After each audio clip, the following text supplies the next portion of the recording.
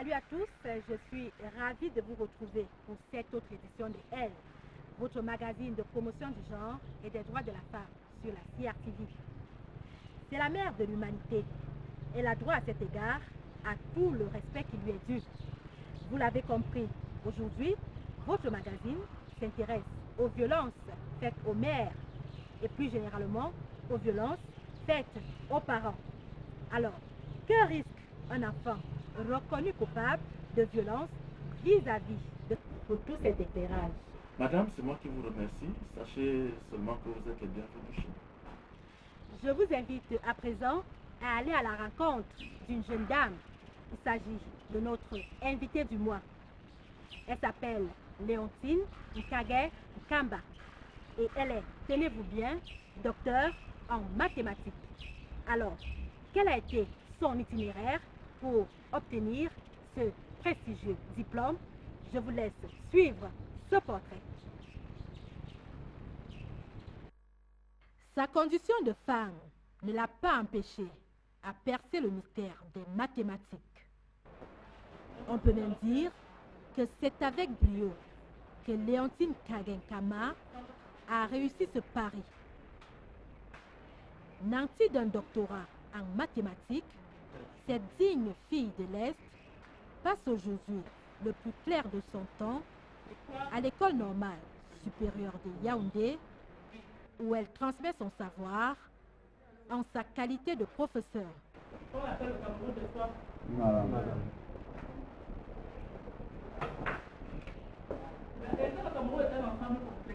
En considérant l'île de Manoka comme l'ouvert O1, le reste du Cameroun comme l'ouvert O2, nous avons bien et belle l'intersection des deux qui est J2. C'est-à-dire le Cameroun compris Bakassi, c'est O2. Donc Cameroun, oui, O2. Nous avons bien et belle l'intersection des deux ensembles là qui est J2. Et la réunion donne bien tout le Cameroun. Le Cameroun est constitué des deux parties là. C'est-à-dire que le Cameroun, c'est l'île de Manoka, Union, le reste du Cameroun. O1, Union, O2, c'est le Cameroun. Toujours à l'écoute de ses étudiants, elle n'hésite pas à les suivre individuellement chaque fois qu'elle est sollicitée. Qu'est-ce qu'on doit démontrer? On doit démontrer que si A est égal à B, alors F de A est égal à B. Aucun élément dans F de A. Oui. Et on doit démontrer que cet élément est dans F de B. Oui, le principe c'est quoi? On demande de montrer que il y a un X dans A, oui, tel que F de X est égal à Y. D'accord.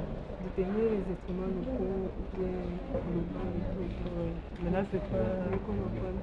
Bon, ça, c'est ce qu'on a fait. Ça, c'est un exemple qu'on a fait avec le professeur. Mais dans le cas, il y a plusieurs paramètres. Il y a les dérivés partiels.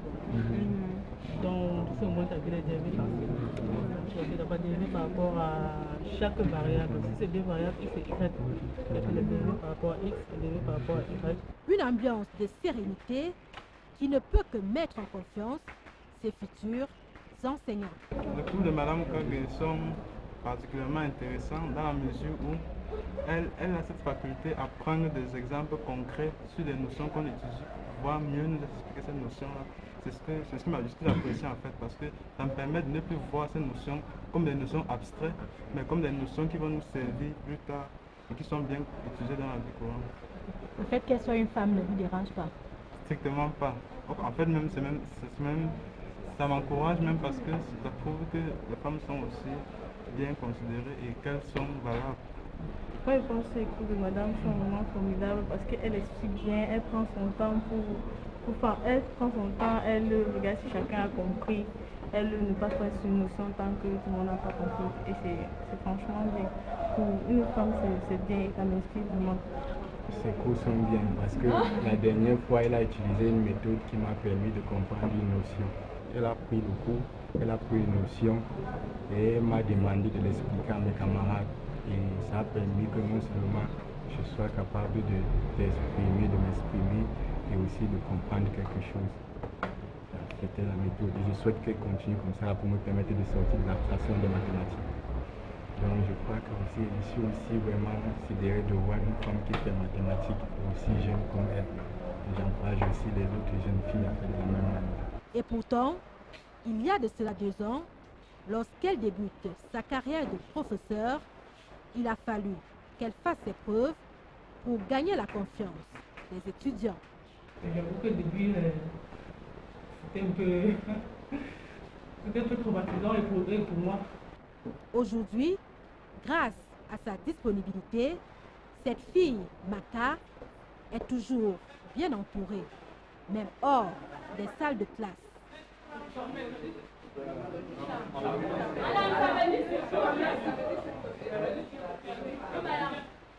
Une fois dans son bureau, le repos n'est pas au rendez-vous. Ici aussi, l'attendent d'autres étudiants.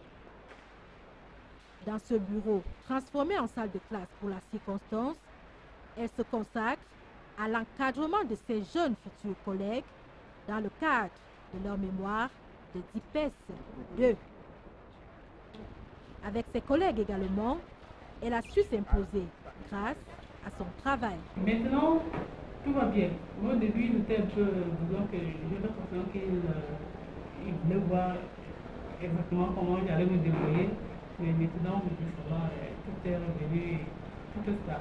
Il faut dire que pour cette jeune femme de la trentaine, les mathématiques se sont imposées dès le plus jeune âge. Je trouve que c'est d'abord une prédisposition d'esprit. Aussi, quand j'étais dans les basses classes à l'école primaire, je n'avais pas trop de mémoire. Ça fait que quand il fallait réciter les tables d'éducation, j'étais parce que je me trouvais toujours passionnée par le maître.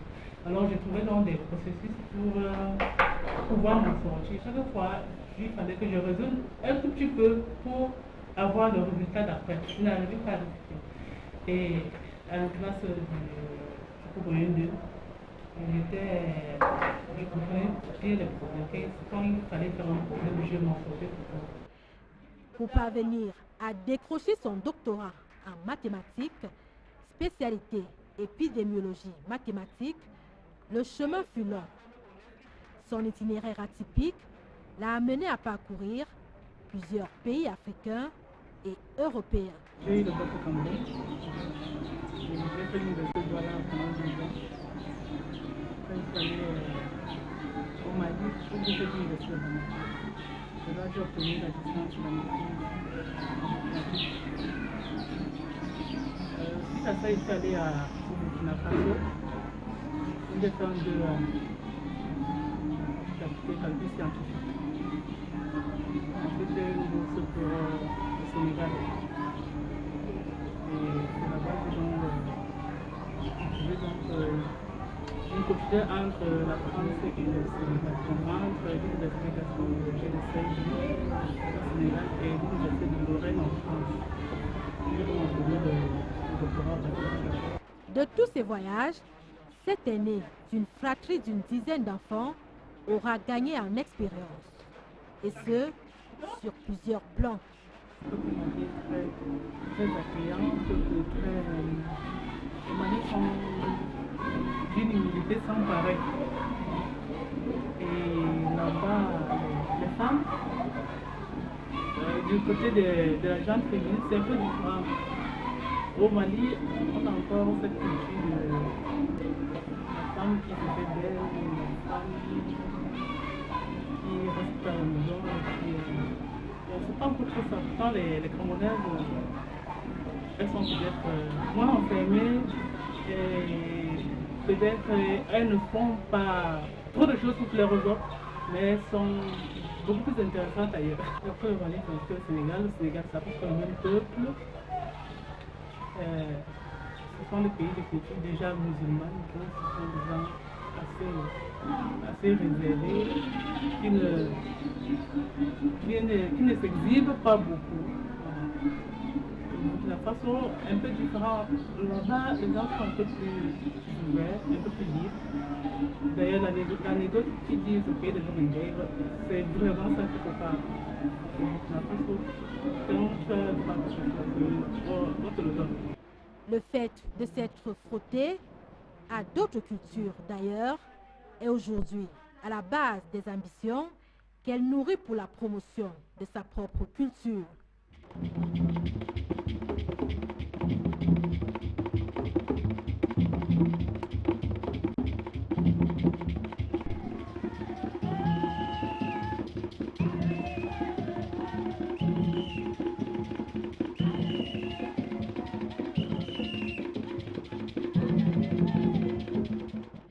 Si elle a pu mettre sur pied une association pour les ressortissants de l'Est, elle est également la promotrice d'un festival à vocation nationale.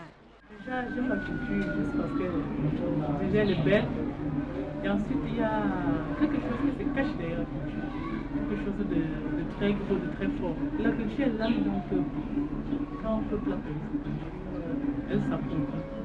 Un exemple concret, c'est que quand, par exemple, si on peut parler de la musique, quand on lève la musique à d'autres pays, ou alors d'autres peuples, on est obligé d'acheter tous les supports, sur les CD, les cassettes, tout ce qui va avec. Ça fait qu'on enrichit l'autre et on s'appauvrit. Même chose sur l'alimentation. Si on est mangé du pain, en fait, quand on mange du pain, chaque jour, c'est du blé qu'on consomme. C'est comme petit peu de blé qu'on mange.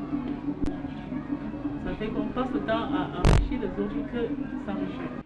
En tant que professeur de mathématiques également, elle ne manque pas d'ambition. Comme enseignant à l'université, à la fin d'être professeur et peut-être aussi d'être en place un laboratoire ou de la pratique appliquée où on pourra faire l'épidémiologie appliquée aux maladies qui nous concernent nous ici, par exemple l'hépatite, la typhoïde, la méningite, et pouvoir travailler de concert avec les médecins et avoir les données qui nous concernent nous ici au Cameroun pour pouvoir faire les simulations. Que dire de plus? Sinon, bon vent prof!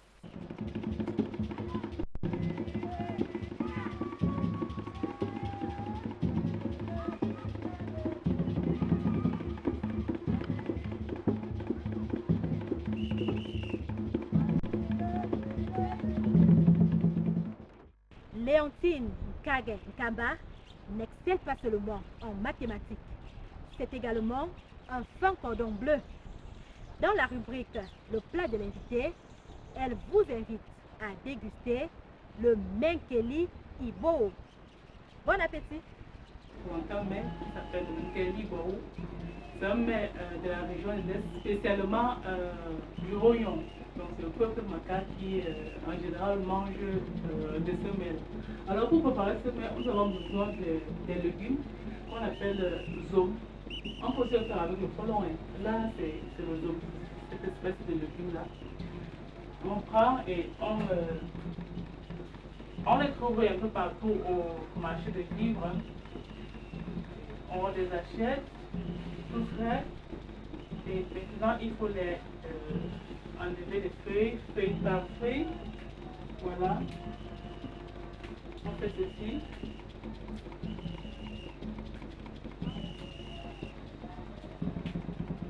Et on peut couper en 2 ou 3.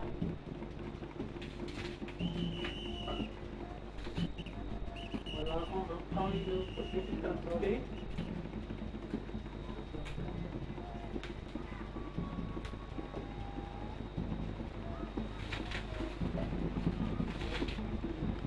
Nous lavons dans nos légumes. Voilà. Nous les lavons parfaitement pour éviter les maladies telles la grippe, la typhoïde. Nous sommes en saison de pluie, donc il faut bien laver les légumes. Est-ce qu'il vous arrive vous-même d'aller au champ pour cueillir des légumes? À Yaoundé, c'est vraiment difficile parce que je n'ai pas de champ à Yaoundé. Au village, oui. C'est avec plaisir que je vais les chercher sur le champ. Comme vous n'utilisez pas un couteau, On le coupe en 2 ou 3 fois, donc c'est la peine de s'encombrer avec un couteau. Donc pour confectionner ce plat, nous avons besoin de nos légumes déjà écoupés et lavés. Nous avons besoin du sel, de l'huile, l'huile pâle, une petite quantité, et de l'arachide. Donc l'arachide doit être grillé par point et on le fait écraser. Donc en fait, déjà écrasée, elle doit apparaître comme une poudre. Et donc de façon compacte, c'est pas la sauce d'arachide qu'on veut faire. Alors, une fois ceci fait, nous allons prendre une feuille de bananier déjà réfléchie. Alors, on enlève la partie du dos. C'est avec cette corde-là que nous allons attacher notre mets. Pourquoi vous avez choisi un mets traditionnel? Je choisis ce mets parce que je l'aime déjà. J'aime beaucoup ce mets. Il est à base de feuilles et j'aime beaucoup les légumes. Et ensuite, il est vraiment traditionnel et je l'ai pu faire par ma grand-mère. Et ce mets aujourd'hui est en train de se perdre. Alors, pour les générations futures, pour les enfants et les autres, il vaut mieux déjà leur montrer comment se met, comment on le fait. Voilà. On prend une feuille. Et la feuille, on l'étale. On étale la feuille. Première étape, on badigeonne notre feuille d'un peu d'huile, un peu comme on le fait avec un moule à gâteau. Donc on badigeonne notre feuille. À quoi ça sert? C'est pour que, à la fin de la cuisson, que les légumes ne collent pas sur la feuille.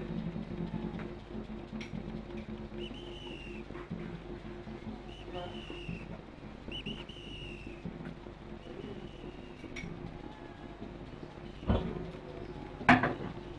On prend un peu de sel. On asperge sur nos légumes.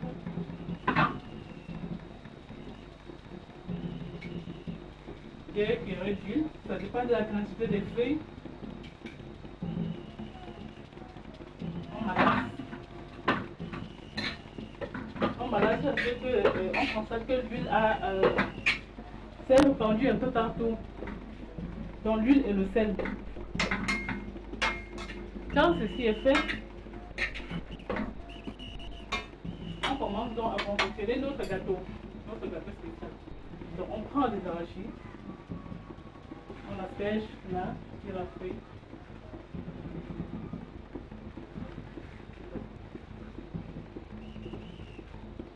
En fait, la méthode dit, ce mets aussi on l'appelle, à ma ça se dit nakanawood. Nakanawood, on peut tout dire.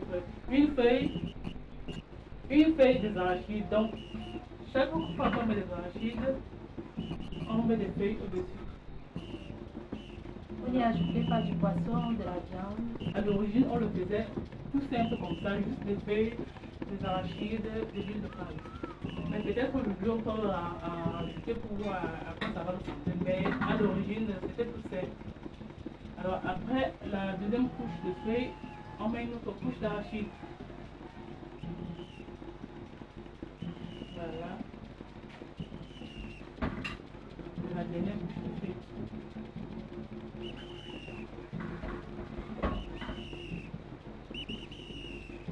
Après notre dernière couche de feuilles,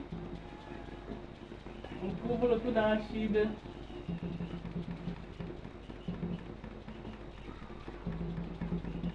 On ne met pas les feuilles en une fois et les arachides tout en haut, juste parce que si on le fait, ça sera pas, notre gâteau ne sera pas obligé. Donc on n'aura pas, on pourra avoir soit les feuilles d'un côté et les arachides qui se retrouvent d'un autre côté. Donc, et puis ça ne sera pas agréable. C'est plus agréable, c'est plus doux quand on retrouve les arachides un peu partout. Quand on a fini de faire, de confectionner, d'étaler les arachides, les feuilles et ainsi de suite, nous devons donc emballer notre mets.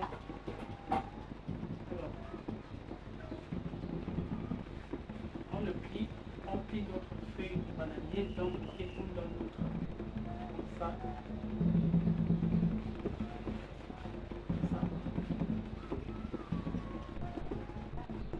À la fin, on le roule. On le roule comme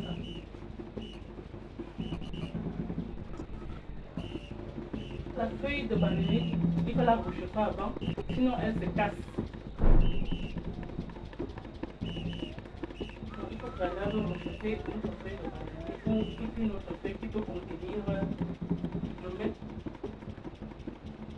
Et la corde, elle est faite du dos, de la partie du dos de notre feuille de bananique. Voilà, ici, notre mètre est fait pour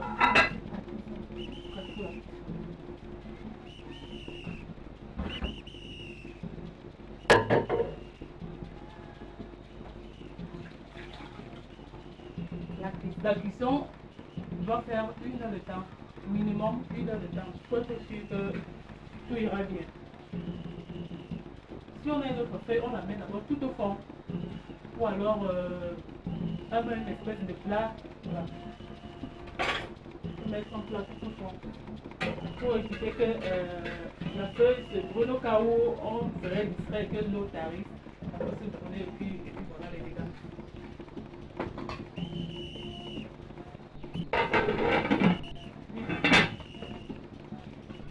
Mais généralement se mange avec du dengue. Le dengue c'est ce qui accompagne le bain. En fait, c'est une espèce de purée de banane plantain qui est aussi très spéciale dans le bouillon. Et ce sont les macas qui le mangent en général. Nous avons besoin de cette espèce de banane plantain, c'est-à-dire des gros doigts. Voilà. En macron on l'appelle guac. Donc c'est spécial dengue. Donc on trempe quelques doigts. Souvent, on doit donc prendre des doigts verts qu'on mélange avec des doigts mûrs.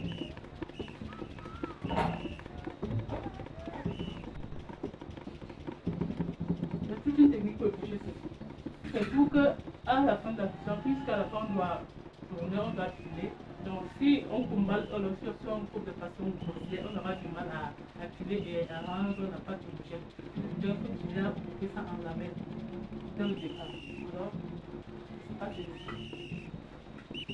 Je sais que j'y arrive pas comme de la grand-mère, mais c'est le principe.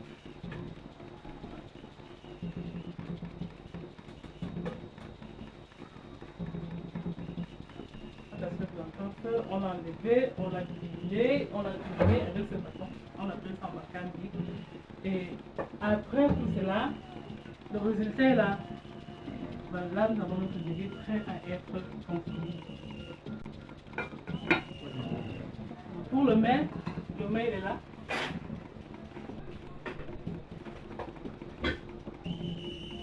Voici notre mail. Donc on le détache. Là, nous avons notre calibre déjà cuit et c'est comme ça qu'il se présente. Là, il est prêt à être servi. Comment on reconnaît un mekeli bien cuit? Alors, un mekeli bien cuit se reconnaît à sa douceur. Quand on le touche, il est tout tendre. Les feuilles ne sont plus dures. Et puis, la couleur doit être homogène un peu partout. Bon, en général, c'est quand les feuilles sont toutes molles, toutes douces. Et à la bouche, c'est tout bon. Après là, une heure, ça passe à ça.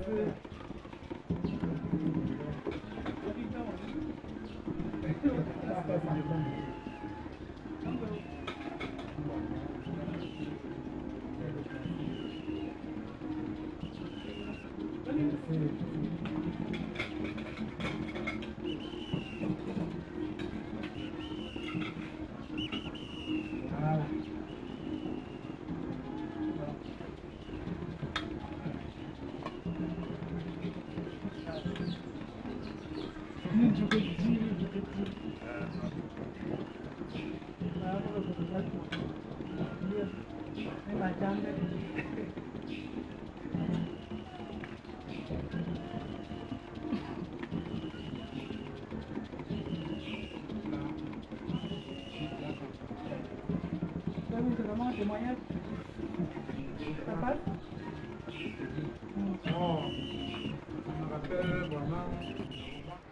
C'est sur ce plat tout à fait délicieux que se termine votre magazine.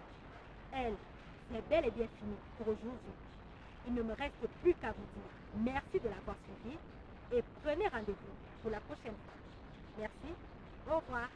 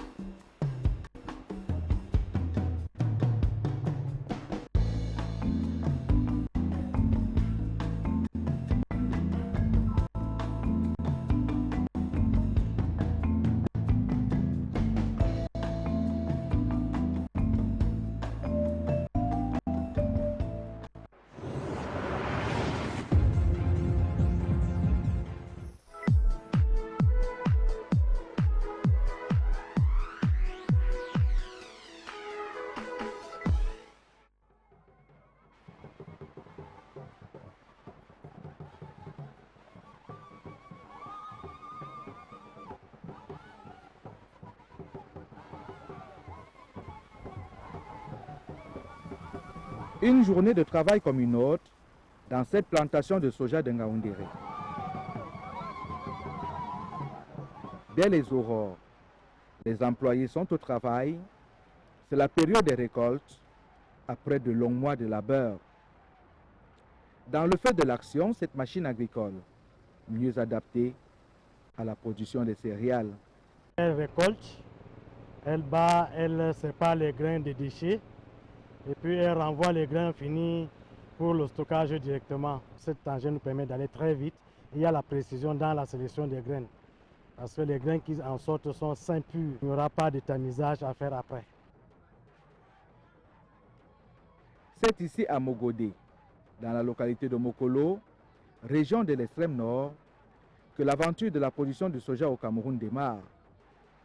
C'était le 13 juillet 2013, un accord de partenariat entre le ministère de l'économie, de la planification et de l'aménagement du territoire et les producteurs de soja était alors scellé.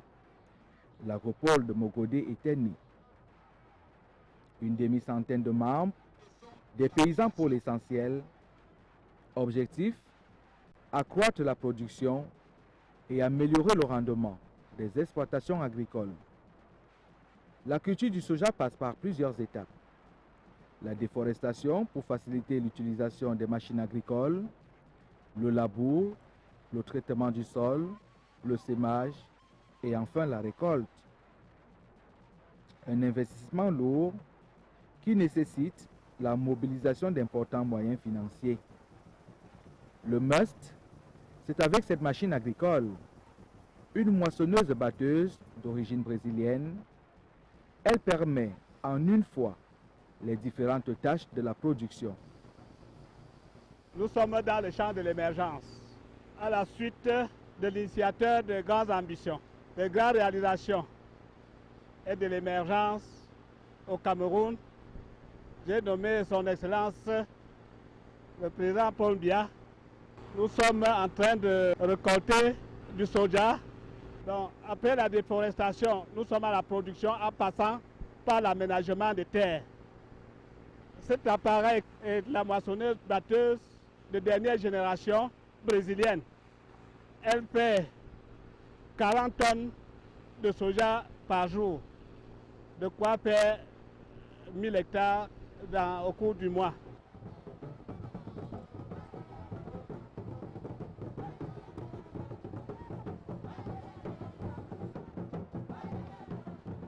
La culture du soja, à ce niveau, nécessite une forte mobilisation de main-d'œuvre. Plus d'une centaine de personnes travaillent dans ces plantations. La plupart sont des autochtones.